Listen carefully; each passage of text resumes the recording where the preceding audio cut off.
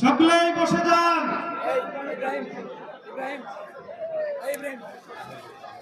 আলহামদুলিল্লাহ, আজকে আমাদের প্রত্যাশিত মেহমান উপস্থিত হয়েছে, এজন্য আপনারা খুশি নেমে যান।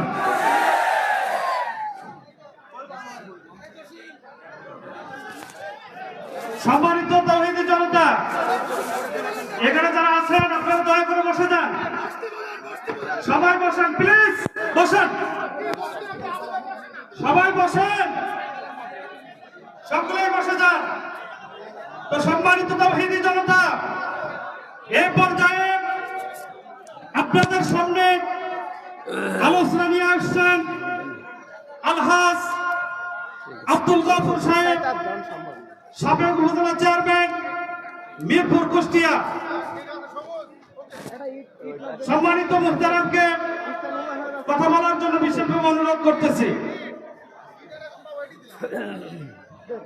আলহামদুলিল্লাহ, আলহামদুলিল্লাহি রাব্বিল আলামিন, ওয়াসসালাতু ওয়াসসালামু আলা সাইয়্যিদিল মুরসালিন ওয়া আলা আলিহি ওয়া সাহবিহি আজমাইন।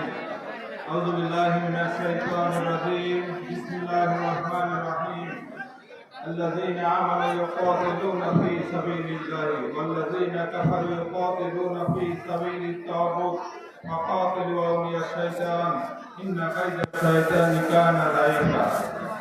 আজকে নওদা গোবিন্দপুর যুব সমাজ কর্তৃক আয়োজিত আজকের ঐতিহাসিক তাফসীরুল কোরআন মাহফিলের সম্মানিত প্রধান আলোচক, প্রধান মেহমান, বাংলাদেশের অহংকার, কুষ্টিয়ার অহংকার, বিশিষ্ট ইসলামী চিন্তাবিদ, গবেষক, মজলুম জননেতা মাওলানা মুফতি আমির হামজা, আমাদের মাঝে বিশেষ মেহমানের হিসেবে উপস্থিত আছেন আমাদের পার্শ্ববর্তী জেলা চুয়াডাঙ্গা কৃতি সত্তার জনাব হযরত মাওলানা হুসাইন আহমেদ মাহফুজ, আমাদের মাঝে উপস্থিত আছেন অন্যান্য ওলামা কেরামবৃন্দ, সামনে উপস্থিত প্রাণপ্রিয় সাথী ও বন্ধুগণ, পর্দার আড়ালের মা বোনেরা, সুপ্রিয় সাংবাদিক বৃন্দ, নিরাপত্তা রক্ষায় পুলিশ প্রশাসনের সদস্যবৃন্দ সহ অন্যান্য উপস্থিতি, আসসালামু আলাইকুম ওয়া রাহমাতুল্লাহ। আসসালামু আলাইকুম ওয়া রাহমাতুল্লাহ।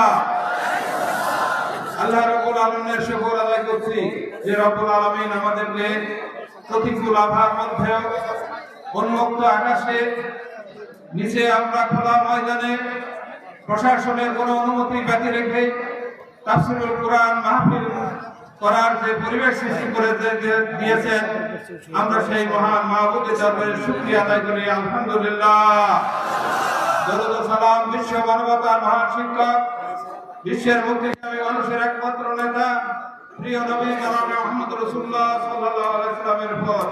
সম্মানিত উপস্থিতি, আপনারা সবাই ভালো আছেন? আলহামদুলিল্লাহ।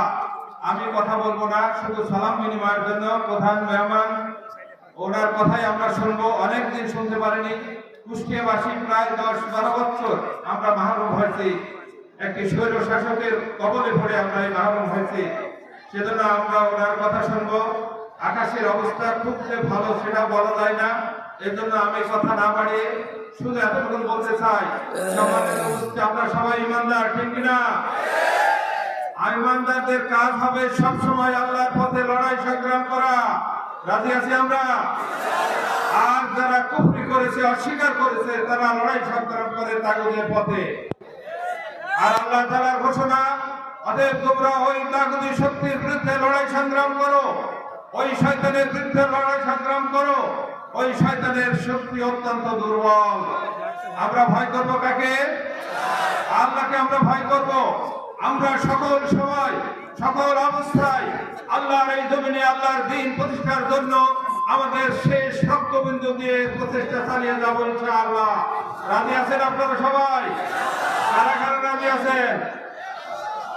তাগুতেরা আমাদের ভয় দেখায়, আমাদের ভয় দেখায়, কিন্তু তাগুতের ভয় দেখানোকে আমরা ভয় করব, এটা কি জায়েজ আছে ভাইরা আমার? তাগুতকে ভয় করার কোনো কারণ নেই। একমাত্র আল্লাহ ছাড়া আর কাউকে ভয় করা জায়েজ নেই। সম্মানিত উপস্থিতি, এই জন্য আসুন আমাদের এই বাংলাদেশ হবে আগামী দিনে কোরআনের বাংলাদেশ। এই পার্লামেন্ট হবে কোরআনের পার্লামেন্ট। আমরা কোন স্বৈর শাসককে বাংলার মসনদে আর দেখতে চাই না। রাজি আছেন? যদি রাজি থাকি তাহলে অবশ্যই আমাদের এই ময়দান থেকে ফিরে প্রতিটি ঘরে ঘরে এই সুমহান দাওয়াত মানুষের কাছে পৌঁছে দিতে হবে। পারবেন তো আল্লাহ? এক আমির হামজা কত জায়গায় যাবে, ওনার কত জায়গায় সারা বাংলাদেশের চাহিদা।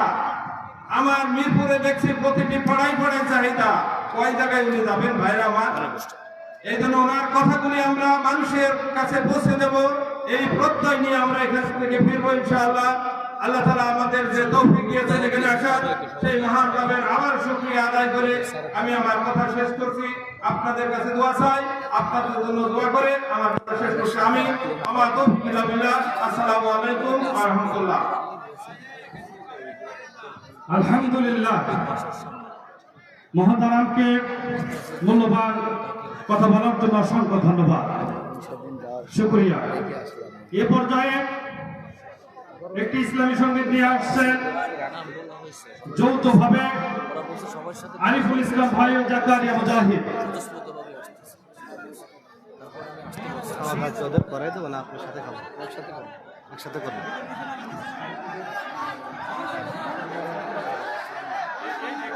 আসসালামু আলাইকুম ওয়া রাহমাতুল্লাহ।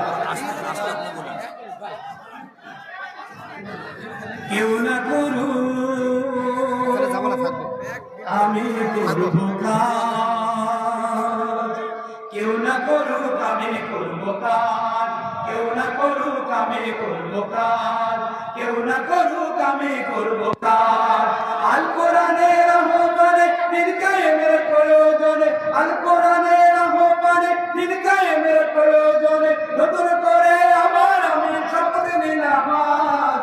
কেউ না করুক আমি করব কাজ, কেউ না করুক আমি করব কাজ, কেউ না করুক আমি করব কাজ। আমি হতাশ হব না, ভেঙে পড়ব না, নিরাশ হব না, ভয় করব না, ভেঙে পড়ব না, ভয় করব না। দিনের কাজে ব্যস্ত রব পরম সকাল সাজ, দিনের কাজে ব্যস্ত রব পরম সকাল সাজ। কেউ না করুক আমি করব কাজ, কেউ না করুক আমি করব কাজ, কেউ না করুক আমি করব কাজ।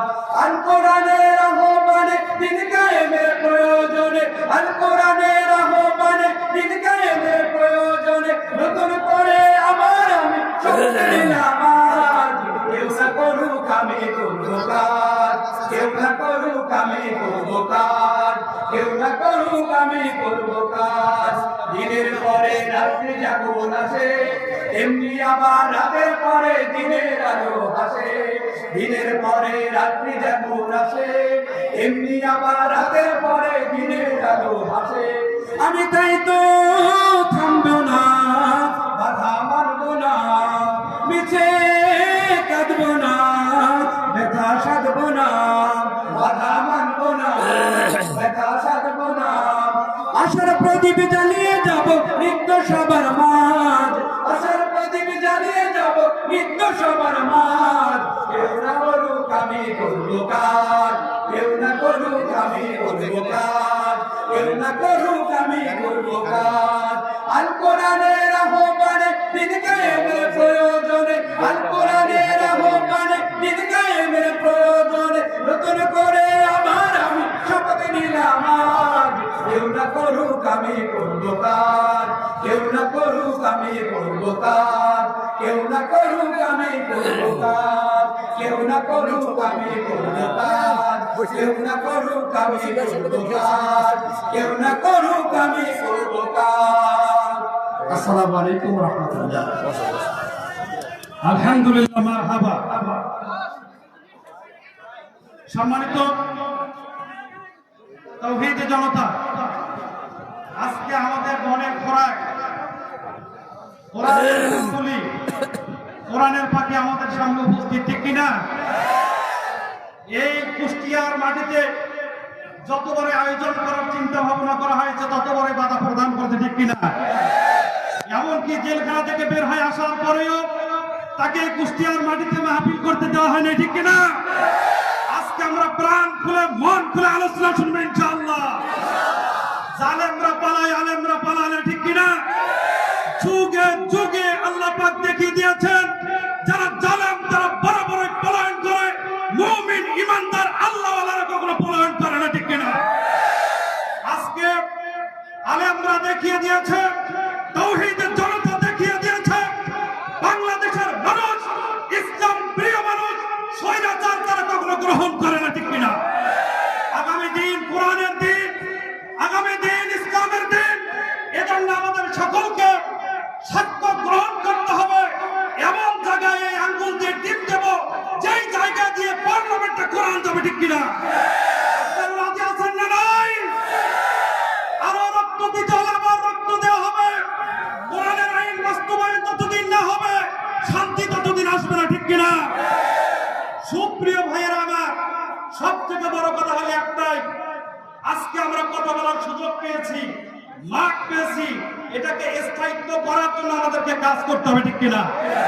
আজকে আমরা কোরআনুল কারীম থেকে আলোচনা শুনবো। প্রিয় আমির হামজা সাহেবের, আল্লাহ সুবহানাহু ওয়া তাআলা আমাদের সকলকে আলোচনার শেষ পর্যন্ত থাকার তৌফিক দান করুন, বলেন আমিন।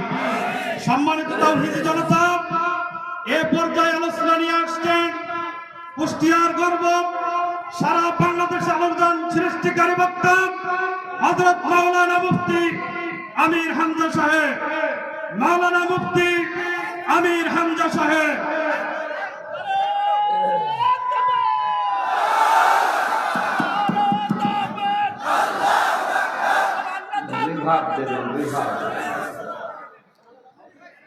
আসসালামু আলাইকুম ওয়া রাহমাতুল্লাহি ওয়া বারাকাতুহু। ইন্নাল হামদালিল্লাহি ওয়াস সালাতু ওয়াস সালামু আলা রাসূলিল্লাহ।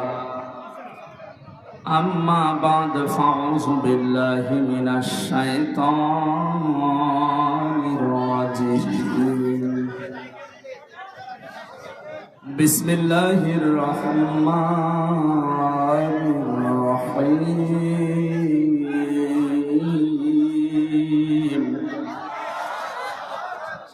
ইয়া আইয়ুহাল্লাযীনা আমানু তাকুল্লাহা ওয়া কুনু মা'আস সাদিকিন।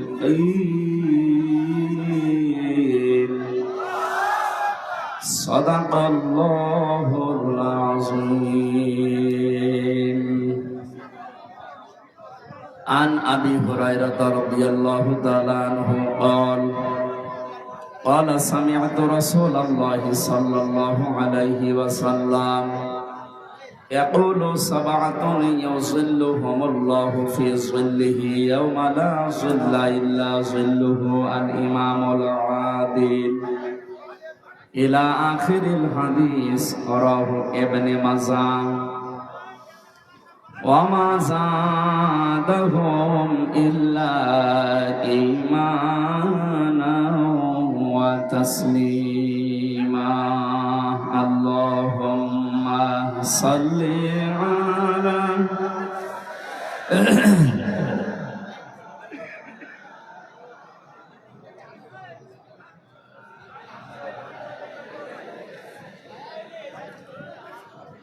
জীবনে যত প্রেম আছে কলিজায়,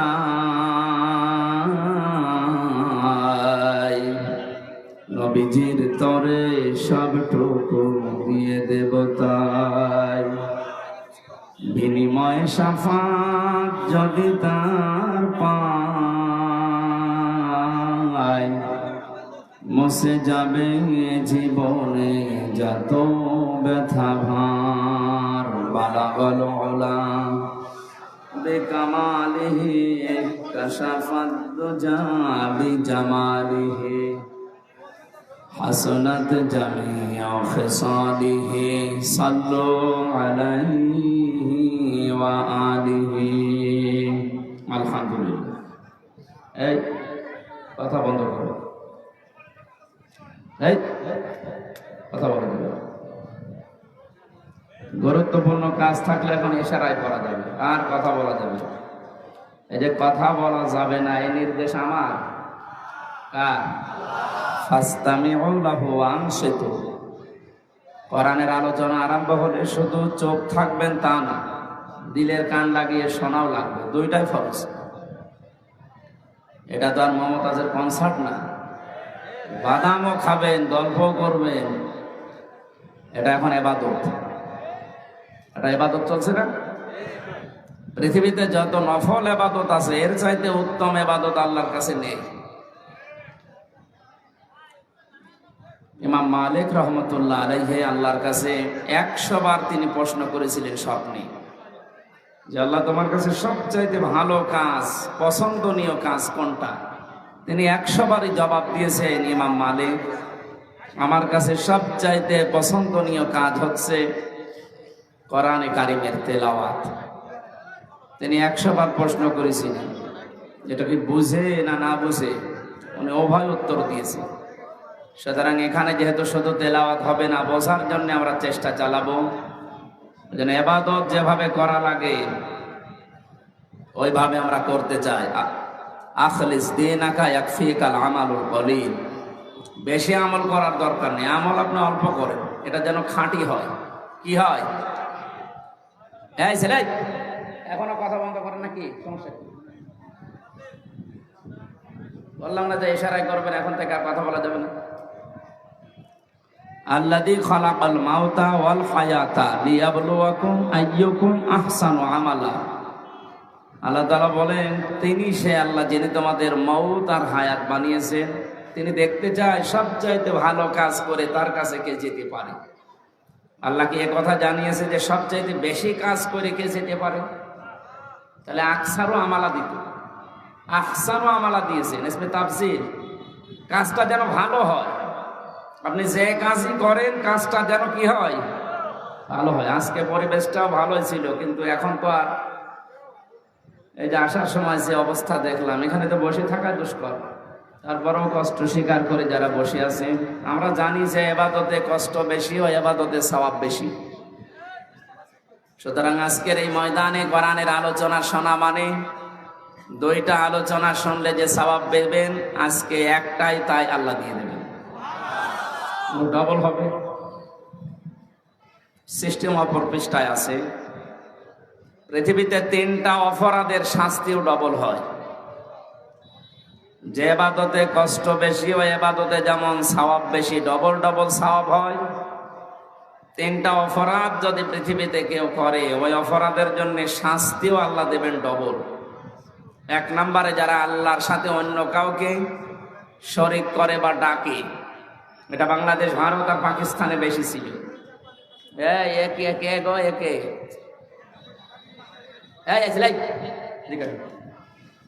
আসা দিকে কথা বলাচ্ছে, এত করে নিষেধ করছে যে অন্য যা করবেন ইশারা করবেন, কথা বলবেন না। আপনি নামাজে দাঁড়িয়েও কথা বলেন মনে হয় না? হ্যাঁ বললাম না, এটা ইবাদত চলছে। এই 1টা ঘন্টা যদি আপনি নামাজে দাঁড়িয়ে থাকতেন, যা সওয়াব পেতেন এরকম সওয়াব পাবেন। আমি তো এটা মনে হয় বানিয়ে বললাম নাকি?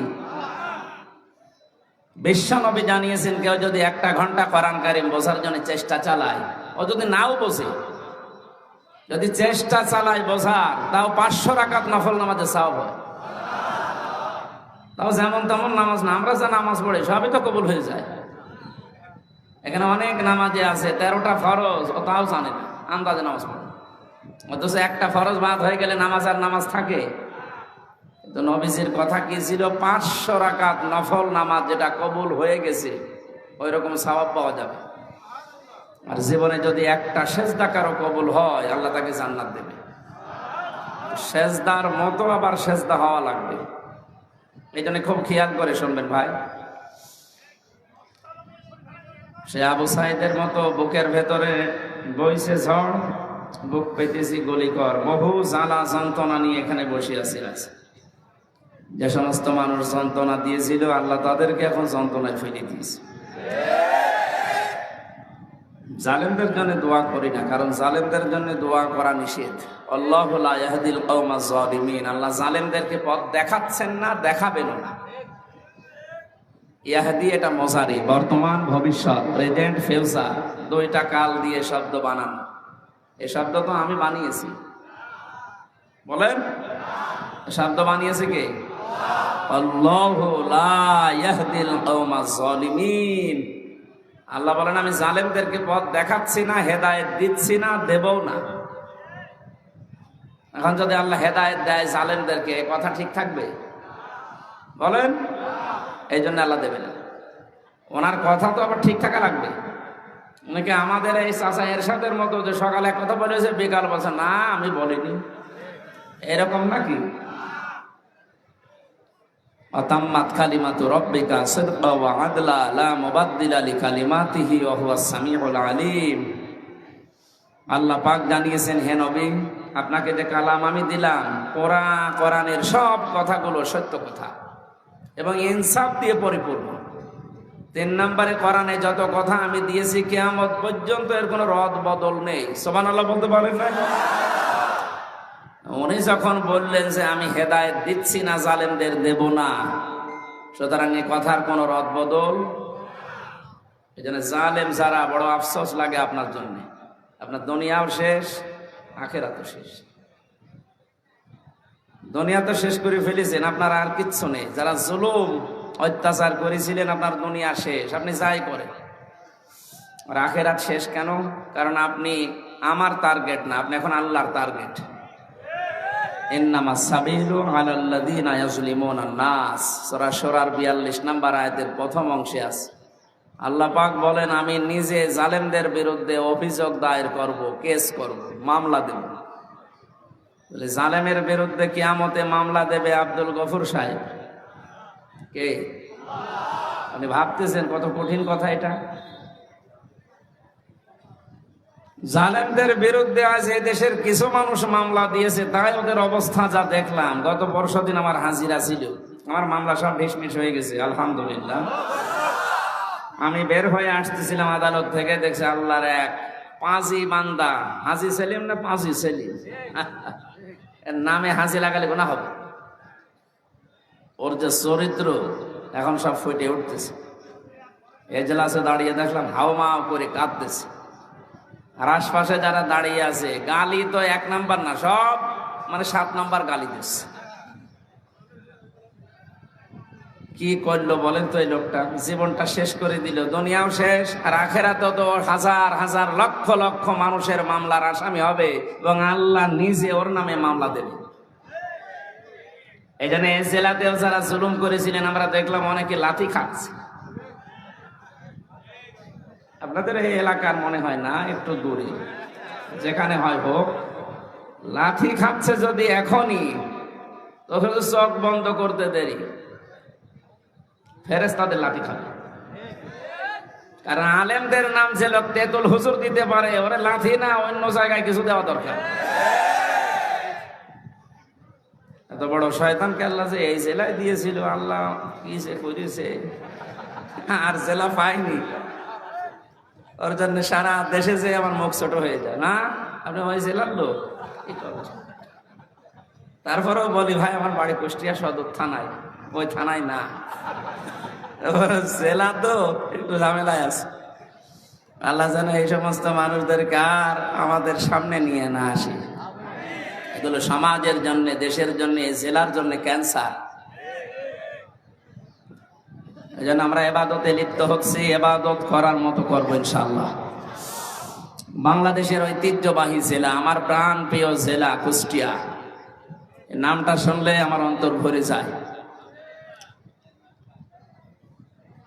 মেরপুর থানার অন্তর্গত তালবাড়িয়া হাই স্কুল ময়দানে, এটা হাই স্কুল, যুব সমাজের উদ্যোগে আয়োজিত, এলাকায় যারা ইন্তেকাল করেছে, কবরে আছে, তাদের রুহের মাগফিরাত কামনায় মাহফিলের আয়োজন। এখানে দল মত নির্বিশেষে সবাই আমরা আছি, কারণ সবার আত্মীয় স্বজনই মাটির নিচে আছে। কথা বলে, এই জন্য এটা নিছক রাজনৈতিক কোনো বিষয় মনে করে আপনি আবার চলে যেন না, কপালে আগুন লাগবে। আর রাজনীতি যদি কোরআন দিয়ে আমি করি আপনাকে শোনা লাগবে, কোরআনের বাইরে যদি আমি কিছু বলি আপনি চলে যাবেন, কোনো অসুবিধা নেই। আগে যে ভয়টা দেখাতেন যে হুজুর রাজনীতি করবেন না, এখন এসে বলেন তো দেখি, আসেন। কয়েকদিন আগে বাংলাদেশের গোয়েন্দা বিভাগের যিনি প্রধান ডিজিএফআই এর প্রধান আমাকে মোবাইলে জানিয়েছে, সারা দেশে কোরআনের কথা বলবেন, কোনো অনুমতি লাগবে না। প্রধান উপদেষ্টা ডক্টর মোহাম্মদ ইউনূসী ঘোষণা দিয়েছে অন্যান্য ধর্মীয় অনুষ্ঠান যেভাবে চলে মুসলমানদের কোরআন প্রচার করতে কোনো অনুমতির প্রয়োজন নেই। যেই ফোর্সে আল্লাহ কোরআনে দিয়েছেন কথা, আপনি ওই ফোর্সে বলবেন। কিন্তু কমিটিতে যারা থাকে, কর্তৃপক্ষকে বলবেন তারা যেন মেয়েদের প্যান্ডেলটা আলাদা রাখে, পুরুষের আনাগোনা সেখানে যেন না হয়। এখানে এরকম আছে তো? হ্যাঁ, ঠিক আছে, আলহামদুলিল্লাহ। তো ওনার ওই কথা তো আমরা মেনেই নিয়েছি। সুতরাং এখন আসেন, মাইক কেড়ে নেয় আলেমদের সামনে থেকে, এখন আসেন দেখি আপনার বুকের পাঁঠা কত। উনি আমাকে আর একটা তথ্য দিয়েছে যে আমি বললাম স্যার আপনি এতদিন ছিলেন কোথায়? বলছে আমি কয়েকদিন আগে দায়িত্ব পেয়েছি, আমি ছিলাম না, আমি এখন মুসলমান হিসাবে যা করা লাগে আমি করব। আপনারা কোরআন প্রচার করেন, কেউ যদি কোনো জেলায়, কোনো থানায়, কোনো ইউনিয়নে বাধা দেয়, শুধু তার নামটা আমারে দেবে, ওর ঠ্যাং ভেঙে ফেলবে। আমরা তো এইটাই চাচ্ছিলাম যে দেশে কোরআন বিরোধী কোনো মানুষ যেন মাথা ছাড়া দিয়ে উঠতে না পারে।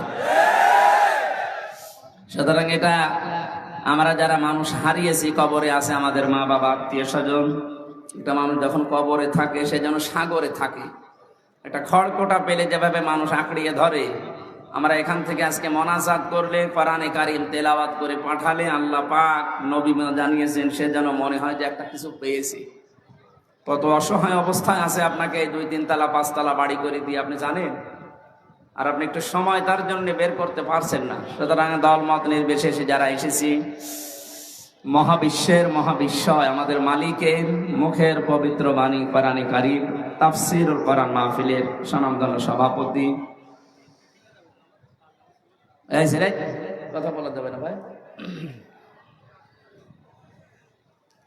সাবেক উপজেলা চেয়ারম্যান মিরপুর কুষ্টিয়া, বিশিষ্ট ইসলামী চিন্তাবিদ, রাজনীতিবিদ, আমাদের অভিভাবক, বাংলাদেশ জামাতে ইসলামী কুষ্টিয়া জেলা শাখার নায়েবে আমির আলহাজ মোহাম্মদ আব্দুল গফুর। নাম দেখেছেন? আল্লাহর যে নাম আছে 5000, তার ভেতরে একটা গফুর। এই নামের কারণে আল্লাহ লক্ষ লক্ষ কোটি বান্দাকে মাফ করে দিবে। গফুরের আগে আব্দুল লাগিয়েছেন, গফুরের বান্দা। এই জন্য যাদের নাম আল্লাহর নামের সাথে মিল করে রাখা, তাদেরকে এই গফুর বলে ডাকা যাবে না, আব্দুল গফুর বলা লাগবে, আব্দুল মান্নান বলা লাগবে, আব্দুল হান্নান বলা লাগবে। কথা বুঝতেছেন? অনেক সম্মানিত নাম, আল্লাহর নাম। মহান আল্লাহ তার এই গোলামকে তার বান্দা হিসাবে যেন তৈরি করে নেন, তার জীবনের ভালো কাজগুলো কবুল করেন। মানুষ হিসাবে যদি কিছু অন্যায় থাকে, আল্লাহ এই গফুর নামের খাতিরে মাফ করে দেন। সম্মানিত পরিচালক, আপনাদের এলাকার সন্তান মনে হয় নাকি? কোথায় বাড়ি? এলফামার। ইসলামিক চিন্তাবিদ, শিক্ষাবিদ জনাব মাওলানা শাহ সাহেব বিল্লাহ। আলোচনা রাখলেন মাওলানা হোসাইন আহমেদ মাহফুজ। কুষ্টিয়া ওলামা বিভাগ, বাংলাদেশ জামাতে ইসলামীর অঙ্গ সংগঠন, জেলা সেক্রেটারি মাওলানা ইয়াসির আরাফাত জিহাদি সহ আমি নাম জানি না অনেকের, এই জন্য একবারে দোয়া করছি, ওয়ারাফা'না লাকা যিকরাক। যারাই আছে তাদের ইমান এবং আমল অনুযায়ী আল্লাহ যেন মান সম্মান দুনিয়া আখিরাতে আরো বাড়িয়ে দেন। বলেন বলেন। একবারে সব দোয়া করলাম বলে আবার রাগ করলেন না, মানে অনেক জায়গায় আছে তো। এক শিক্ষক বলছিল ছাত্রকে, এসে গোট বানান কর। স্যার ABCDEFGHIJKLMNOPQRSTUVWXYZ কি করবি? এর ভেতরে আছে, আপনি বানান করিয়ে নেন। আমি সব অক্ষর বলে দিয়েছি, আপনি শুধু GOOD বানান করিনি।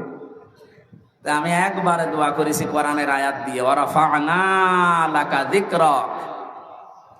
এ মঞ্চে বসা আছেন শ্রদ্ধাভাজন ব্যক্তিবর্গ, অত্র এলাকার বিভিন্ন রাজনৈতিক দলের নেতা কর্মীরা, সামনে বসা তাওহীদি জনতা, পর্দার আড়ালের সম্মানিত মা এবং বোনেরা, প্রশাসনের ভাইরা এখন আর বলা লাগছে না, কারণ থানা পুড়িয়ে গেছে। কি একটা দুর্বিসন্ধি চলছিল দেখেছেন এই অনুষ্ঠানটা করতে। পাতি নেতা থেকে শুরু করে যার নাম নিতেও ঘৃণা লাগে জালেম, তার কাছে কোরআন প্রচার করা হবে অনুমতি নেওয়া লাগতো। কত নিচে নেমেছিলাম আমরা। এখান থেকে শুরু করে 1, 2, 3, 14 জনের কমপক্ষে অনুমতি নেওয়া লাগতো। কোরআন প্রচারে বাধা আমার মনে হয় পৃথিবী তৈরি হওয়ার পর থেকে এই 15 বছরের মতো হয়। আমারটা, অন্যটা আমি জানি না, আমি দেখেছি। সব কমপ্লিট করার পরে স্টেজ থেকে আমার নামিয়ে দিয়েছে।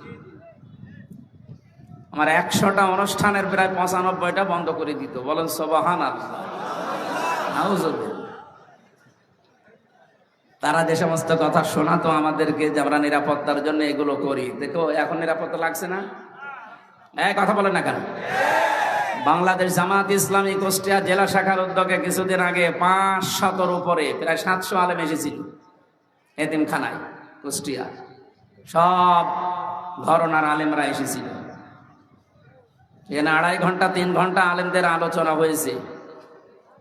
আপনি ভাবেন তো, শুধু একটা মাস আগে যদি 500 না 5 জন এক জায়গায় আলেম হতো, কতগুলো মামলা হতো? কোন জায়গা থেকে আমরা কোথায় এসেছি আজ? আমার মনে হয় সেজদায় পড়ে থাকা দরকার। 5 তারিখে আগস্ট মাসের 1:30টার পর থেকে যখন শুনলাম যে আল্লাহ রহমত নাজিল করছে, সেজদায় পড়ে গিয়েছিলাম যে আর মনে হয় না তোলাই ভালো মাথা। এখন দিন দিন যা বুঝতে পারছি, আসলে আমার সেজদা থেকে মাথা না তোলাই ভালো। এইরকম উপকার আল্লাহ আমাদেরকে করেছে। স্বাধীন দেশে পরাধীন অবস্থায় ছিলাম আর নাম করতাম যে আমরা স্বাধীন। কিসের স্বাধীন? কুষ্টিয়ায় আমার বাড়ি, আমার চাচা আওয়ামী লীগ করে, উনি আমারে দাওয়াত দিয়েছে খাবার খাওয়ার জন্য। যদিও আওয়ামী লীগের বাড়ি খাবার খাওয়া ঠিক না, না সব আওয়ামী লীগ না, আমার চাচার মতো যারা। এখন নিয়ে গেল, যাওয়ার পরে খাবার খেয়েছি। এখানকার একজন নেতা গোছের মানুষ ওনারে কল দিয়েছে। কেন ওনারে দাওয়াত দিলে? বলছে আমার ভাতিজা। না, ভাতিজা হলেও হবে না। তার 2 দিন পরে আল্লাহ তাআলা এই অবস্থা করে দিয়েছে। এখন তাদেরকে দাওয়াত দিয়েও খুঁজে পাওয়া যাচ্ছে না। কোথায় যে আছে আল্লাহ জানে আর ফেরেশতা জানে।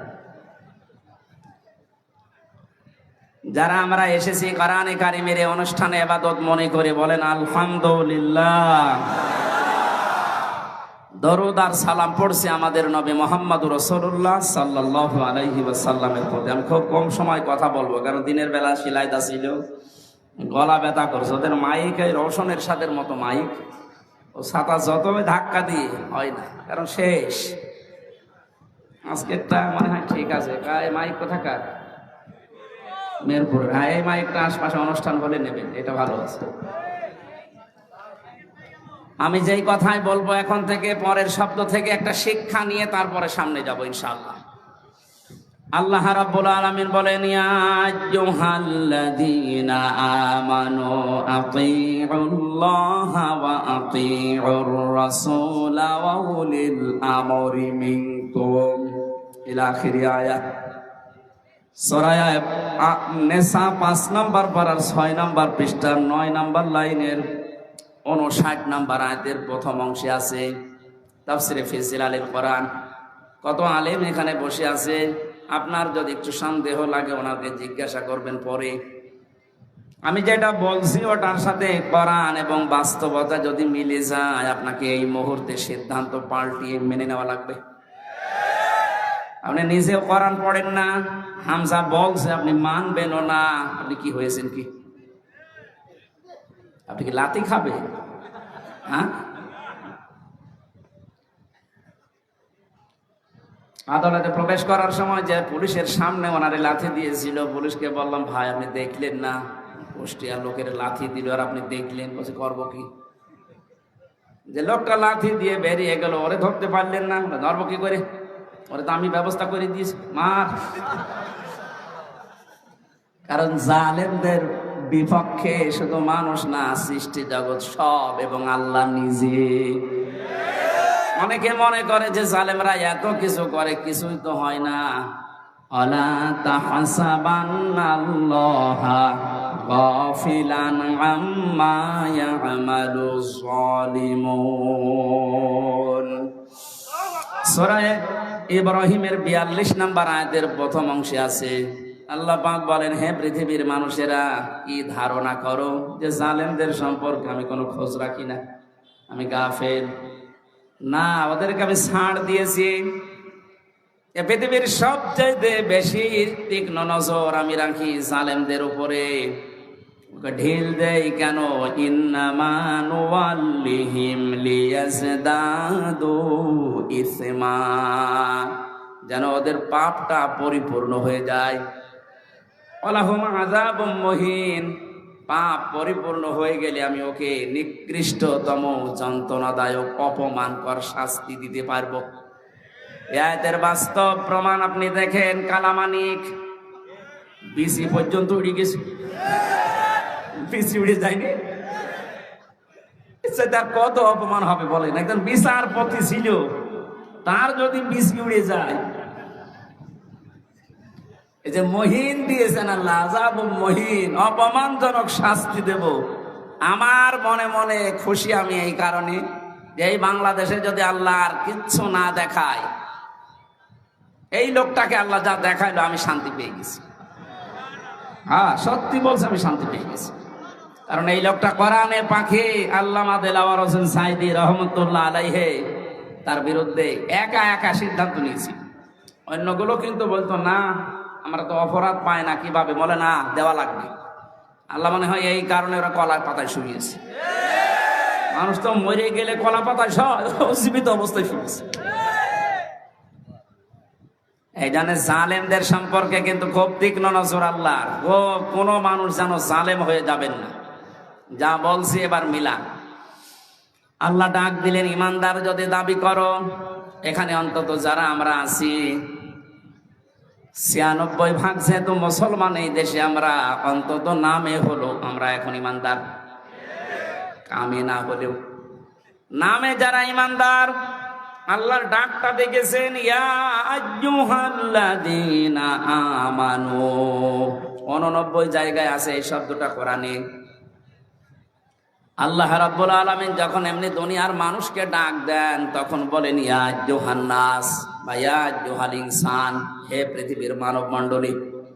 শুধুমাত্র যখন ইমানদারকে ডাক দেওয়ার ইচ্ছা করেন, তখন তার এই হাত, কুদরতের হাত উঁচা করে মহব্বত নিয়ে বলেন ইয়া আইয়ুহাল্লাযীনা আমানু। আমি অনেক ভালোবাসি তোদের, আমার কথাটা শোন। আতিউল্লাহ, আমি আল্লাহর ইতাআত কর। আতিউর রাসূল, আমি রাসূলের, আমার রাসূলের আনুগত্য কর। শব্দের দিকে খেয়াল করেছেন? এই যে আতিউ, এই শব্দটা আল্লাহ নিজের নামে, রাসূলের নামে ২ জায়গায় দিয়েছেন। এটা ফেল, এটা ভার্ব, এটা ক্রিয়া। উলিল আমরি মিনকুমের আগে আল্লাহ আতিউ দেননি। আমি যত তাফসীর মিলিয়েছি, মুফাসসিরিনে কেরাম জানাতে চেয়েছেন, সবাই এক বাক্যে একভাবে মত দিয়েছেন, আল্লাহ রাসূলের আনুগত্য করা লাগবে, কোনো প্রশ্ন করা যাবে না, আপনার বুঝে আসুক বা না আসুক। কিন্তু উলিল আমরি মিনকুম দেওয়ার আগে কেন আতিউ দিলেন না? কিয়ামত পর্যন্ত তো রাসূলুল্লাহ দুনিয়ায় থাকবেন না, তো উলিল আমর আসবে। নেতৃত্ব দেওয়ার মানুষগুলো একটা একটা করে আসতেই থাকবে। এটাকে যদি কেউ মেনে চলতে চায়, মাস্ট বে, তাকে দেখা লাগবে আগে বর্ণিত আল্লাহ রাসূলের গুণাগুণ এ লোকটার ভেতরে পাওয়া যায় কিনা। আল্লাহ রাসূলের অনুসরণ যদি ওই লোকটার ভেতরে পাওয়া যায়, আপনাকে মাস্ট বি মেনে নেওয়া লাগবে তাকে। আল্লাহ রাসূলকে মানা যেমন ফরজ, উলিল আমরকেও মেনে নেওয়া ওই সময় ওই রকম ফরজ। কিন্তু শর্তটা এই, দেখতে হবে লোকটা আল্লাহ রসুলকে মেনে চলে কিনা। প্রাণ প্রিয় কুষ্টিয়াবাসী, একটু নিজের সাথে মিলাবেন। এবার সামনে যেটা আসতেছে এটা অনেকে দুনিয়ার বিষয় বলে রাজনীতি মনে করে এড়িয়ে যেতে চান না। এটা দুনিয়ার বিষয় না, এটা আখিরাতের সাথে সম্পর্কিত। আমি কোরআনের চোখ, হাদিসের চোখ লাগিয়ে দেখতে পাচ্ছি এটার দ্বারা হাজারো মানুষ জাহান্নামী হয়ে যাচ্ছে। আজকে সেলাই দাতে আমি দ্বিতীয় পয়েন্টটা বলেছিলাম, কিয়ামতে আল্লাহ বিচার ব্যবস্থা যখন আরম্ভ করবেন, প্রথম ধাপ, দ্বিতীয় ধাপ। প্রথম ধাপে একা একা ডাকবেন, দ্বিতীয় ধাপে যখন ডাকবেন আল্লাহ তখন আর একা ডাকবেন না। ইয়াউমা নাদউ কুল্লা উনাসিম বিইমামিহিম। সূরা বানী ইসরাইলের ৭২ নম্বর আয়াতের প্রথম অংশে আছে, আল্লাহ বলেন কিয়ামতের ময়দানে প্রতিটি মানুষকে আমি ডাকবো তার ইমামের সাথে, তার নেতার সাথে। কার সাথে বলেন? বলেন। আগে নেতা, এরপরে কর্মী। কুষ্টিয়াবাসী, বিবেক যদি আপনার এখনো জাগ্রত থাকে, যদি কুকুরে পেশাব করে না দেয়, ভালোভাবে চিন্তা করেন। আগে নেতা, এরপরে আপনি। আপনি বলেন তো আপনার মন থেকে, আপনি যারা আদর্শ মেনে চলেন, যাকে আপনি রায় দেবেন, ভোট দেবেন, এটা কিন্তু একটা ইবাদত। অনেকে মনে করে ভোট এ শব্দ কোথায় আছে, এদিকে আসে। তাফসিরে মারেফুল কোরআনে আল্লামা শফি রহমতুল্লাহ আলাইহি উনি সূরা নিসার ৫৮ নম্বর আয়াতের ব্যাখ্যা করতে গিয়ে আমানাত, এই বহুবচন শব্দের ব্যাখ্যায় তিনি আমানত মানে ভয়কাট্য ভোট লিখেছেন। কারণ এটা একটা রায় দিচ্ছেন, আপনি সমর্থন জানাচ্ছেন, সহযোগিতা করছেন। মাইয়াশফা শাফাআতান হাসানাতাই ইয়াকুল্লাহু নাসীবুম মিনহা ওয়া মাইয়াশফা শাফাআতান সাইয়্যাতাই ইয়াকুল্লাহু কিফলুম মিনহা ওয়া কানাল্লাহু আলা কুল্লি শাইইন মুকিতা। বলেন আল্লাহু আকবার। সূরা নিসা ৫ নম্বর পারার ১০ নম্বর পৃষ্ঠার ১১ নম্বর লাইনের ৮৫ নম্বর আয়াত, এটা ইবনে কাসিরে আছে।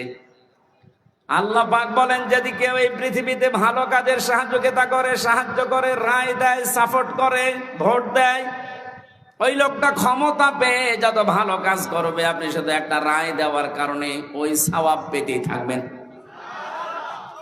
কোন মানুষ যদি অন্যায় কাজে সাপোর্ট করে, অন্যায় কাজ করার দ্বারা যে গুনাহ হবে, আপনি শুধু একটা রায় দিয়েছিলেন, এই কারণে একই গুনার ভাগ হবে। এর ব্যাখ্যা করতে গিয়ে আমি দেখেছি মুফাসসির লিখেছেন, কিয়ামতে বহু মানুষ উঠবে, তার আমলনামায় জিনার গুনাহ লেখা থাকবে। ডাক দিয়ে বলবে, রব্বুল আলামিন, এটা ফেরেশতারা ভুল করেছে। কি হলো? আমি তো জীবনে জিনা করিনি, আমার জায়েজ স্ত্রী ছিল, সারা জীবন আমি বৈধভাবে সংসার করলাম, আর তোমার ফেরেশতারা লিখেছে আমি নাকি জিনা করিস। একটা কথা হলো, আল্লাহ পাক বলেন, বান্দা আমি জানি তুমি জিনা করনি। এমন লোককে রায় দিয়েছিলে যে লোকটা রায় পেয়ে সংসদে এই বিল পাস করেছিল। এরকম মানুষ এসে নেই? এমন মানুষকে রায় দিয়েছে, এই লোকটা রায় পাওয়ার পরে এমন এমন জায়গায় রাত কাটিয়েছে। আমি দেখতে পাই এই দেশে প্রায় ২৫০টার উপরে নাইট ক্লাব চলছে শুধু ঢাকাতে। কুষ্টিয়াতেও প্রায় ১৪টার উপরে চলছে। এ সমস্ত জায়গায় তো শুধু আল্লাহর জিকির হয়। নিজের জায়েজ স্ত্রী বাদ দিয়ে যারা এখানে হাজার হাজার লক্ষ লক্ষ টাকা খরচ করে এগুলো চালাচ্ছেন, তাদের চরিত্র কোথায় নেমেছে বলা লাগবে না, বুঝে ফেলেছেন। আপনি যে শুধু রায় দিয়েছিলেন, ওই লোকটা যত দিন নিজে হোটেলে রাত কাটিয়েছে, যত রকমের জেনা, তার হাতের জেনা, মুখের জেনা, চোখের জেনা, লজ্জাস্থানের জেনা, যত রকমের জেনা হয়েছিল ওগুলো সব ফ্ল্যাক্সে লোড হয়ে বিকাশ হয়ে আপনার আমলনামায় যাচ্ছে। এখন যদি বলেন হুজুর আমার বিকাশ নাম্বার খোলা নেই, এমনি খুলে যাবে, খোলা লাগবে। ভোটার আইডি কার্ড দিয়ে ছবি দিয়ে তারপরে টেপসই দিয়ে বিকাশ করবেন, লাগবে না, এমনি খুলে যাবে। শুধু রায়টা দিয়ে দেখেন। আপনাকে আমি বলছি না যে অমুকে দাঁড়িয়েছে তারে রায় দেন না, আপনি দেখবেন যে 5 জন দাঁড়িয়েছে ভোটে, এর ভেতরে আল্লাহ রসুলকে মেনে চলে কোন লোকটা, আপনি তারে দেন। কারণ আপনার এই রায়টা রায় না, এটা একটা ইবাদত। এটা কি?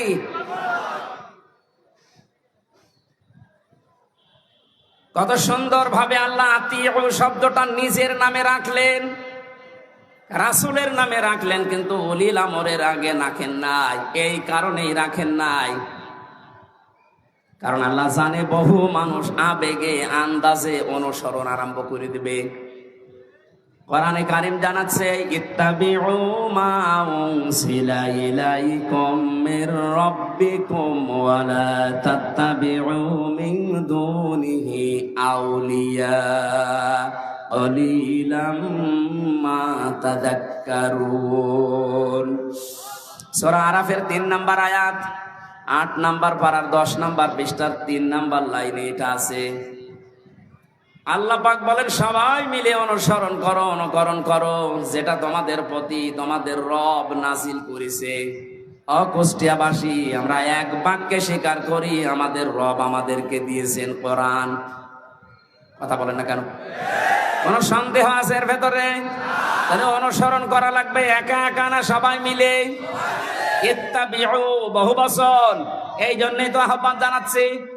নয়তো আমি একা একা মেনে যদি জান্নাতে যেতে পারতাম, আপনাদের জীবনও ডাকতাম না। এই যে কোরআন শরীফ আমি হাতে নিয়ে বলছি, সত্যি যদি আল্লাহ এখানে 1 বচন দিত যে অনুসরণ কর, তোরে জান্নাত দিয়ে দেব, আপনাদেরকে আমি জীবনও বলতাম না। কারণ আমার বাবার যা আছে, আমার যা আছে, আমি কিচ্ছু না করলে অন্তত মরণ পর্যন্ত আমার কেটে যাবে। আমি একা তো জান্নাতে যেতে পারছি না, আপনাকে আমার বাঁচানো লাগবে। قل هذه سبيلي أدعو إلى الله على بصيرة أنا ومن اتبعني إلى آخر آية। সূরা ইউসুফের 108 নম্বর আয়াতে আছে, আল্লাহ পাক বলেন, নবী আপনি বলেন এইটাই আমার পথ, এইটাই আমার। আমি মানুষকে আল্লাহর দিকে ডাকি, আন্দাজে ডাকি না, আমি বুঝে শুনে ডাকি, আলা বাসীরাতিন, দেখে দেখে ডাকি, কারণ এইটাই আমার কাজ। এবার একটা তথ্য বলছি হাদিস থেকে, বিশ্ব নবী জানিয়েছেন, মানে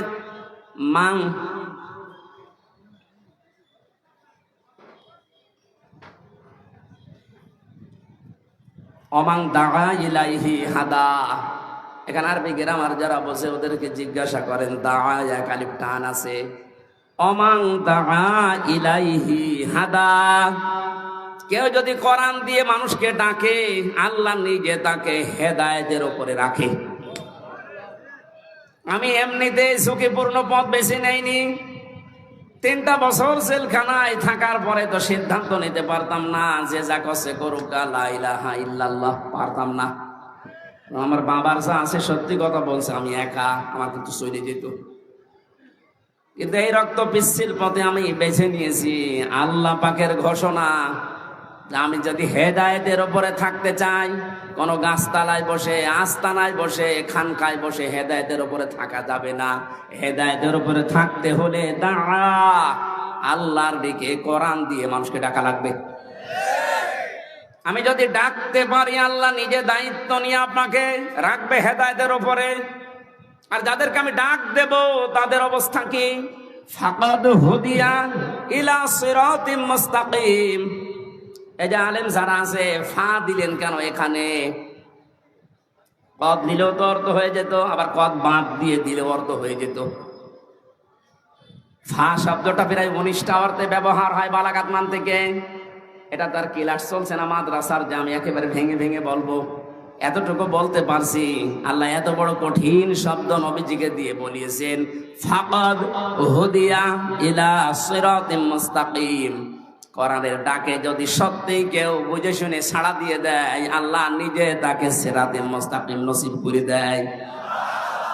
আমি আজকে ডাক দেব, আমি থাকতে চাই হেদায়েতের উপরে, আর আমি আন্দাজে ডাকি না, আমি বুঝে শুনে ডাকি।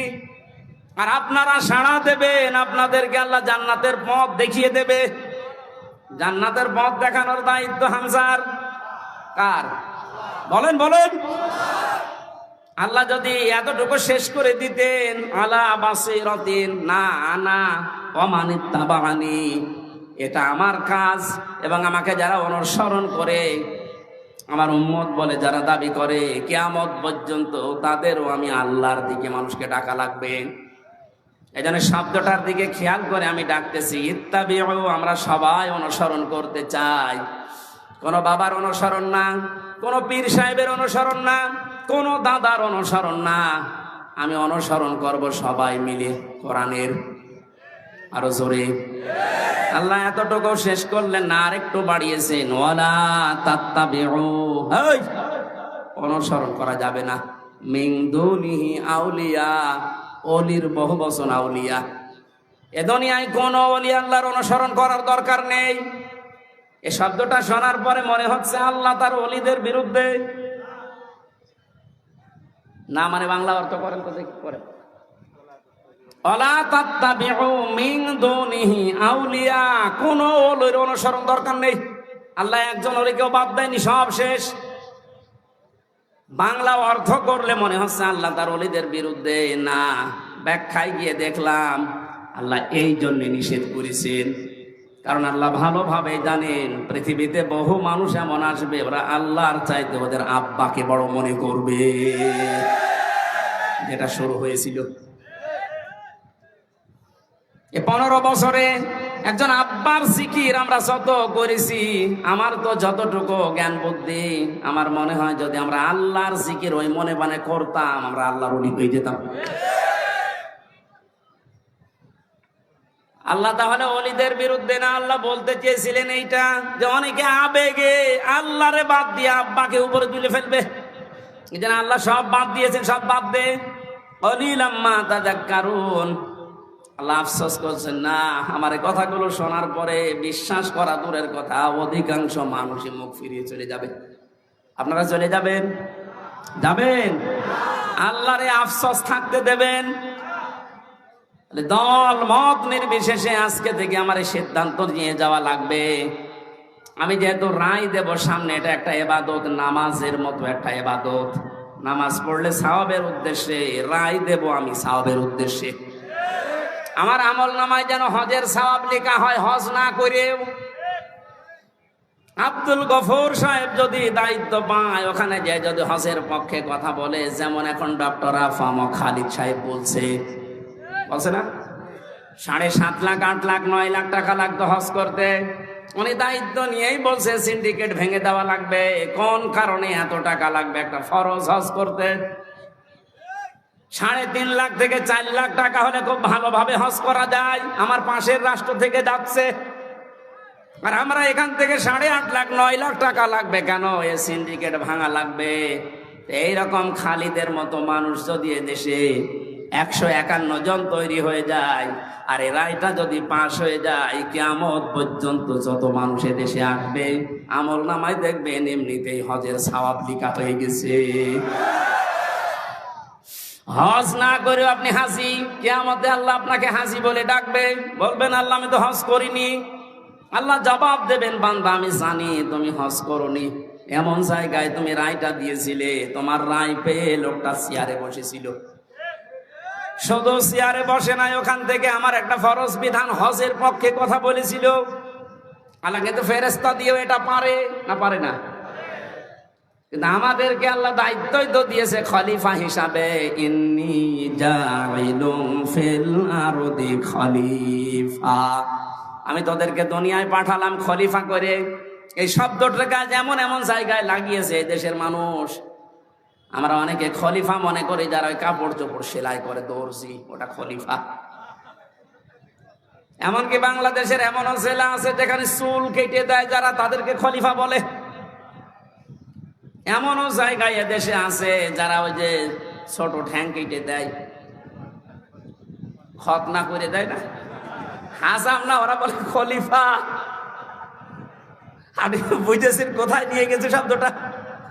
অথচ খলিফা শব্দটা আল্লাহ নির্বাচিত করে পাঠিয়েছেন। ইন্নী, অবশ্যই আমি, জাইলুম ফিল আরদি খলিফা, আমি জমিনে খলিফা পাঠাবো। কোন জায়গায়? এই জবাব দেবেন, কোন জায়গায়? আল্লাহকে এখানে বলেছেন ইন্নী জাইলুন ফিল খানকা খলিফা। এখন তো খানকায় গেলেই মানুষ খলিফা হয়ে যাচ্ছে। কিসের খলিফা আপনি? খানকায় গেলে খলিফা হবে, কথা কোরআনে হাদিসে কোন জায়গায় আছে দেখান। আল্লাহ বলেন জমিনে খলিফা পাঠিয়েছি। ইন্নী জাইলুন ফিল মাসাজিদি খলিফা, মসজিদে খলিফা পাঠাবো। তাহলে কিছু জিকির আজকার করলে আপনি মাপ পেয়ে যেতেন। যদি বলতেন ইন্নী জাইলুন ফিল মাদারিসি খলিফা, মসজিদে মাদ্রাসায় খলিফা পাঠাবো, তাহলে সায়েম বিল্লাহর মতো একটা মাদ্রাসা করে কিছু ছেলে মেয়েকে পড়ালে আপনি মাপ পেয়ে যেতেন। আল্লাহ কিন্তু শব্দটা দিয়েছেন ইন্নী জাইলুন ফিল আরদি। কোথায়?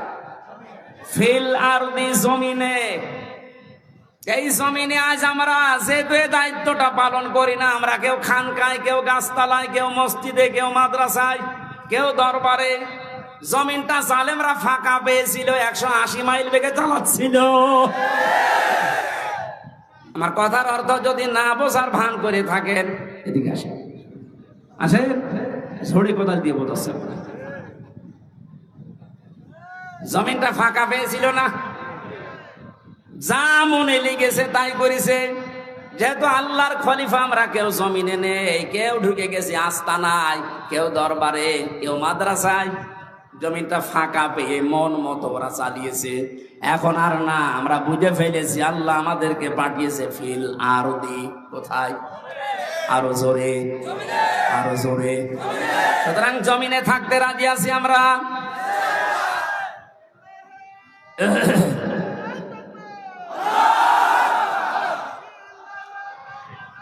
আলহামদুলিল্লাহ।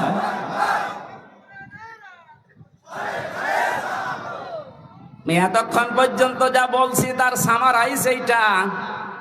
এমন মানুষকে আমরা রায় দেব, ভোট দেব, তার পেছনে থাকবো যেই মানুষটা আল্লাহ রসুলকে মেনে চলে। সে জামাত ইসলাম হওয়া লাগবে, চরমনায় হওয়া লাগবে, শর্ত না। দেখবেন এই লোকটা আল্লাহ রসুলকে মেনে চলে কিনা। আর যার চেহারা দেখলে আল্লাহর আগেই রাগ হয়ে যাবে কি? কারণ আপনাকে তো আল্লাহ বিচারের জন্য ডাকবেন একা একা না, ডাকবেন কয়জন করে? নেতা সাহাব, নেতা আগে কর্মী পরে। এমন নেতার পেছনে থাকেন যারা দেখলে মানুষ লাথি দিচ্ছে, আল্লাহ লাথি দেবে। কথা বলেন না কেন? আপনার বিবেকে কি বলে বলেন? এখন আমি অন্য জেলার কথা বাদ দিলাম, এই জেলায় যারা দায়িত্বে ছিল এদেরকে যদি আপনি সামনে রাখেন, পেছনে আপনি। ওর যে চেহারা, চরিত্রের কথা তো বাদই দিলাম, ওর যে চেহারা, সিরাত সরাত নবীজির কোনটা আছে ওর ভেতরে, মানে সামনে দিয়ে আপনি পেছনে। কি মনে হচ্ছে আপনার কাছে? আল্লাহ ওর দিকে তাকালে আপনার পর্যন্ত যাবে। ওর দিকে তাকিয়েই তো আল্লাহ বুঝবে যে এর সরাত সিরাতের ভেতরে বাইরে তো সবই আল্লাহর জানা। তখন বলবে ওর পেছনে যেটা আছে আরো 2 নাম্বার। কথা বলে না কেন? দেখলেন, ও নিজেই বলছে ঠিক যে যার পেছনে আছি ওরে যদি সামনে রাখি আল্লাহ মাফ করবে না। ওর ধরা খাবে না?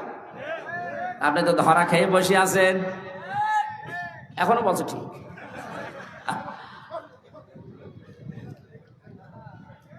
আশা করছে আপনার বিবেক খুলবে। এরপরও যদি কেউ ফিরে না আসে, আমার মনে হয় ওর বিবেকের উপরে তালা লাগানো আর কুকুরে পোশাক করে জং ধরে গেছে। আল্লাহ আমাদের হেফাজত করুন, আমিন। আমি এত নিচু কথা বলতাম না, এ উদাহরণটা দিলাম আপনাদের জন্য, আপনার বিবেকে তালা যেন খুলে যায়। আমরা কোরআনে কারিম থেকে সূরা তাওবার 119 নাম্বার একটা মাত্র আয়াত পড়েছি। আমি ব্যাখ্যা করতে পারিনি ওখানে, এই জন্য বলেছিলাম যে এখানে ব্যাখ্যাটা যতটুকু পারি করব। এই শব্দটা নিয়ে বিশেষ করে এ বাংলাদেশ, ভারত আর পাকিস্তানে আমি বহু জায়গায় গেলাম, দেখলাম ভেজাল চলছে। বিশেষ করে এই আয়াতটা নিয়ে সমস্যা বেশি। আয়াতের সমস্যা না, ব্যাখ্যা করতে গিয়ে যে যেই দিকে আছে ওই দিকে টেনে টেনে কথা বলে। আমরা ওই রকম করবো না। আমরা দেখবো আল্লাহ কি বলেছে, রাসূল কি করেছে, আয়াতের ব্যাখ্যা, সাহাবায়ে কেরাম কি ব্যাখ্যা দিয়েছে। আমি যেহেতু এগুলো পড়েছি এই জন্য আমি ডেলিভারি দিচ্ছি, শোনেন। আল্লাহ পাক জানিয়েছেন ইয়া আইয়ুহাল্লাযীনা আমানু তাকুল্লাহা ওয়া কুনু মা'আস সাদিকিন। ও হে যারা ইমানের দাবি করো, আমি আল্লাহকে ভয় করো, এই দুনিয়াতে যারা সত্যবাদী তাদের সঙ্গী সাথী হয়ে যাও, তাদের সাথে থাকো। তিনটা বিষয় এই আয়াতের ভেতরে আমরা পেয়েছি। এক নম্বরে আল্লাহর ডাক ছিল ইমানদারকে। কাকে? প্রশ্ন আসতে পারে, আমি তো ইমানদার আছি না। মুসলমানের ঘরে আসলেই তার ইমানদার বলবেন হবে না, দেখতে হবে আপনার ইমান আছে কিনা। কোরআনে কারিমে আল্লাহ যতবার ইমানের কথা জানিয়েছেন আমি প্রত্যেকবার দেখেছি তোমরা যারা ইমান পেয়েছো তারা শোনো, এ কথা নেই। আল্লাহ বলেছেন তোমরা যারা ইমান এনেছো তারা শোনো। আমরা কি ইমান এনেছি না পেয়েছি? হ্যাঁ, না না না, আমরা তো পেয়েছি, আমরা ইমান আনতে পারি না এখনো। ইমান এনেছিল হযরত বেলাল, ইমান এনেছিল হযরত খাব্বাব। তাকান তাদের জীবনের দিকে, ইমান আনার কারণে কি গেছে তাদের উপর দিয়ে। হযরতে সুমাইয়া ইমান এনেছিল তারা, আর আমরা ইমান পেয়েছি। আমরা ইমান কি করেছি? এই জন্য আমাদের ইমান আনতে হবে। আমি খুব অল্প কথাই বলছি, আপনার ইমান এবার আপনি আনলেন। মনে করেন লা ইলাহা ইল্লাল্লাহু মুহাম্মাদুর রাসূলুল্লাহ। ইমান এনেছেন। ইমান আনার পরে ইমান আছে কিনা নাকি চলে গেল প্রশ্ন আসতে পারে। ইমান চলে যায় কি করে? হাদিস নবীজিকে প্রশ্ন করছে এক সাহাবী, হে নবী আমার ইমান আছে, এটা আমি টের পাবো কি করে? বিশ্ব নবী বলেন ইদা সাররাতকা হাসানাতুকা ওয়া সাআতকা সাজ্জিয়াতুকা ফাআনতা মুমিন। যখন তোমার ভালো কাজগুলো তোমাকে আনন্দ দেবে আর অন্যায় কাজ করলেই তোমার কষ্ট লাগবে, তখন বুঝবে যে তোমার ইমান আছে। ও বাংলার মুসলমানেরা, এ দেশে ভালো কাজ সবার কাছে ভালো লাগে না। অন্যায় কাজ সবার কাছে অন্যায় লাগে, কষ্ট লাগে না? লাগে না। এই থিওরিটা মনে রাখেন, যাদের ভালো কাজ ভালো লাগে, অন্যায় কাজ যাদের কাছে কষ্ট দেয় না, এই মানুষগুলো ইমান নেই। ও যত বড় জুব্বা গায়ে দিক না কেন, এটা কোরআনে কারিম প্রচার করা, এটা ভালো কাজ না মন্দ কাজ? এই ভালো কাজেও সবাই কি খুশি? না না, সবাই খুশি না। যারা এই ভালো কাজে খুশি হয়েছে, আপনি মনে মনে ভাবতে পারেন যে আপনি অন্তত আর যাই থাক আপনার ইমান আছে। আরে ভালো কাজ দেখার পরে যদি কারো ভালো না লাগে আর কষ্ট লাগে, সে নামাজ পড়তে পারে, রোজা রাখতে পারে, জুব্বা গায়ে দিতে পারে, ওর ইমান নেই, ওটা বেঈমান। এটা আমাদের ইমান আছে কিনা আর কারো কাছে জিজ্ঞাসা করা লাগবে না, আপনি নিজে এখন যথেষ্ট। ইত্তাকুল্লাহ, আমি আল্লাহকে ভয় করো। আল্লাহর ভয় এই শব্দের যতগুলো ব্যাখ্যা আমি পড়েছি, উত্তম ব্যাখ্যা হচ্ছে যেখানে যেই দায়িত্ব যে পাবে ওই বিষয়ের উপরে জ্ঞান অর্জন করার মাধ্যমে প্রশিক্ষণ নিয়ে ওই কাজটা পরিপূর্ণ করার নাম, আঞ্জাম দেওয়ার নাম তাকওয়া। এই সমস্যা কি? ভেজা বলে কষ্ট হচ্ছে? বৃষ্টি পড়ছে। এখানে তো 9টা ব্যাখ্যা ছিল তাকওয়া শব্দে, বৃষ্টি তো সমস্যা হয়ে যাবে দেখছি। অকুনু মাস সাদিকিন। ঈমান আনলে এখানে 9টা পয়েন্ট পেয়েছিলাম আমরা। কোন মানুষ যদি ঈমান আনার পরে তাকওয়া অবলম্বন করে, মহান আল্লাহ তাকে দুনিয়ায় 9টা, আখিরাতে 27টা উপকার করবেন বলে কোরআনে ঘোষণা দিয়েছেন। বলেন সুবহানাল্লাহ। তাকওয়ার যে ব্যাখ্যা এতদিন পর্যন্ত শুনেছি যে আল্লাহর ভয় এটা কি, আসলে তাকওয়ার আসল ব্যাখ্যা এখন আমার কাছে এইটা মনে হচ্ছে, যতগুলো আছে হ্যাঁ আছে, আমার কাছে এইটা মনে হয় যে যেখানে যেই কাজ করবে ওই কাজের প্রশিক্ষণ নিয়ে, শিক্ষা নিয়ে, প্রশিক্ষণ এবং শিক্ষা দুইটাই থাকা লাগবে ওই কাজের উপরে। এরপরে ওই কাজটা সুচারুরূপে যে আঞ্জাম দিতে পারে, এই লোকটা তাকওয়াবান। বাংলাদেশ আজ এইটা ছিল না। কারণ তাকওয়া যদি কেউ অবলম্বন করে ঈমান আনার পরে, আসমান জমিনের যত বরকতের দরজা সব আল্লাহর খুলে দেওয়ার কথা ছিল কোরআনে। আমরা দেখতে পেলাম আমার বরকতের দরজাগুলো সব বন্ধ হয়ে যাচ্ছে আস্তে আস্তে। একটাই কারণ, আমরা তাকওয়া অর্জন করতে পারি নাই ঈমান অনুযায়ী। যেখানে যেই লোকটা উপযুক্ত তাকে সেই জায়গায় না দিয়ে এমন লোককে সে চেয়ারে বসিয়েছে, চেয়ারের পর্যন্ত অপমান হয়। এই লোকটা সারা জীবন পড়েছে আইন নিয়ে, তারা আইনের পক্ষে না বসিয়ে আইনের চেয়ার না দিয়ে দিয়েছে কৃষির চেয়ার। সে কি বুঝবে বিষয়ে? তারও বিষয় লেখাপড়া নেই, শিক্ষা নেই, প্রশিক্ষণ নেই। ও যদি কিছু ফতোয়া দেয়, কোন মাসলা মাসাইল দেয়, সব দেবে আন্দাজে। এই জন্য আমরা পিছিয়ে যাচ্ছিলাম। বাইরের দেশগুলোতে আমি যতটুকু ঘুরেছি, এই যে সিঙ্গাপুর, মালয়েশিয়া, থাইল্যান্ড, যতগুলো দেশ ঘুরে আসলাম, ওখানে দেখেছি ওরা উন্নত হচ্ছে এই কারণে যে যে বিষয়ে পারদর্শী তাকে ওই বিষয়ের উপর এগিয়ে দেয়। আপনার 4টা ছেলে আছে, এক একটা ছেলে এক এক লাইনে বসে ভালো, আপনি সেই লাইনে এগিয়ে দেন। একজন যদি ইঞ্জিনিয়ার এই বিষয়টা ভালো বোঝে, ওকে আপনি ওই লাইনে পড়ান। ওই লাইনের জ্ঞান অর্জন করে, যোগ্যতা নিয়ে, প্রশিক্ষণ নিয়ে ওই লাইনটাও উপকার করবে, পৃথিবীতে ফোকাস দেবে। অথচ পারে না ওই বিষয়ে, জোর করে তাকে ঠেলা দেবেন, কিছুদিন পরে এমন জায়গায় পড়বে আর খাতে থেকে উঠতে পারবে না। আমাদের দেশের সিস্টেমগুলো আজ পাল্টানো দরকার। যে যেই বিষয়ে পারদর্শী, ভালো বোঝে, এগিয়ে যেতে চায়, তাকে ওই দিকে এগিয়ে শিক্ষা দিয়ে, প্রশিক্ষণ দিয়ে ওই কাজটা সুচারুরূপে আঞ্জাম দেওয়ার সুযোগ করে দেন, দেশ দাঁড়িয়ে যাবে। এটা দিয়ে দেয়নি আমরা, এই কারণে দরবেশ, এটা আমরা দিতে পারিনি। ওর যে সুরাত আর সিরাত পুরাটাই পাল্টিয়ে গেছে। আমার মনে হয় আজরাইল ফেরেশতা ওরে চিনতে পারতো না। হ্যাঁ, ওর যে অবস্থান, দরবেশ থেকে ধরবেশের যে অবস্থা একেবারে নম হয়েছিল, প্রশাসন পর্যন্ত চিনতে পারে নাই। চিনবে কে? ফেরেশতা আজরাইল এসে যদি বলে, ভাই তুমি কে, তুমি কি আসলে সে দরবেশ? বলে যদি না, আমি এ নৌকার মাঝি, তারপরে ছেড়ে দিলাম। আমার ভাইরা, এই জন্য আমাদের তাকওয়া হচ্ছে না। তাকওয়া যারা অর্জন করেছিল, ওই মানুষগুলোকে আল্লাহ দুনিয়াতে কি কি উপকার করেছিলেন। কোরআনে কারীম বলেছে, এই পৃথিবীতে কেউ যদি তাকওয়া অর্জন করতে পারে, ওই মানুষ যদি বিপদেও পড়ে, এমন জায়গা থেকে আল্লাহ তাকে সাহায্য পাঠাবে, লোকটার ধারণাও ছিল না যে এখান থেকে সাহায্য আসতে পারে। সত্যবাদী যারা, তাদের সাথে যেহেতু থাকার জন্য আল্লাহ নির্দেশ দিচ্ছেন, সত্যবাদী মনে করে আমরা মনে করি এই যে বিশাল চোপ্পাচার গায়ে আছে, পাগড়ি মাথায় আছে, হাতে তসবিহ আছে, মসজিদ, মাদ্রাসা, খানকা ছাড়া কিচ্ছু বোঝে না, এই সত্যবাদী না।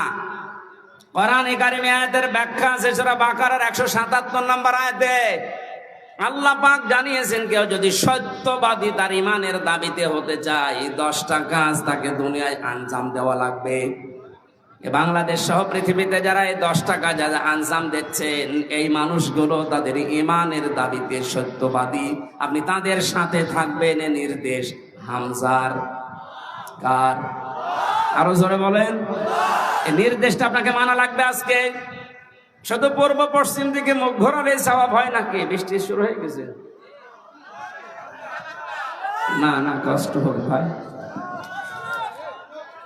ভিজে যাবে। এই কোরআন শরীফ নিয়ে যান, কোরআন শরীফটা নিয়ে ভালো জায়গায় রাখেন। সুবহান।